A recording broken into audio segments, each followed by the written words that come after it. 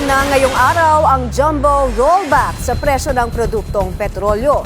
Pero hati ang reaksyon ng mga motorista rito. Ang detalye sa Agenda Report ni Che Sulit. Dinumog ngayong araw ang gasolinahang ito sa Quezon City, kasunod ng pagpapatupad ng jumbo oil price rollback. Higit 9 to 11 pesos ang tapya sa presyo ng diesel kada litro. Halos 4 to 6 pesos naman ang bawas sa presyo ng gasolina at aabot ng 10 piso ang rollback ng kerosene. Para sa ilang mga motorista, parang di naman gaano naramdaman ang bawas sa presyo ng langis ngayong araw. Liit lang din ang rollback kung 4 pesos. Pero medyo ano na din siya.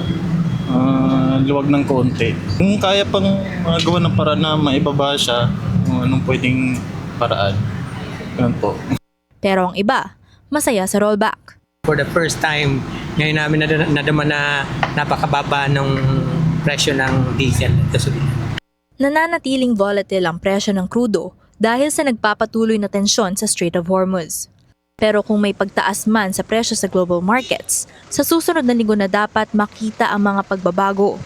Pag may nakita po kayong nagpapalit at sasabihin dahil po sa report na mukhang magsasara na naman, hindi po tama yan. Kailangan po yung adjustments, steady lang tayo for 1 week. Pinapalawak na rin ng DOE ang fuel subsidy program ng gobyerno.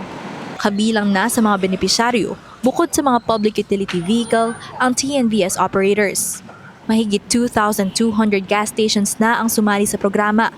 Umabot na rin sa 142.9 million pesos ang kabuuang subsidy na naipamahagi ng ahensya. Panawagan pa rin ng mga motorista. Sana magawa ng paraan ng gobyerno na maibalik agad sa pre-war levels ang presyo ng produktong petrolyo na dati naglalaro sa 50 to 60 pesos kada litro. Para sa Agenda, Che Sulit, Billionaire News Channel.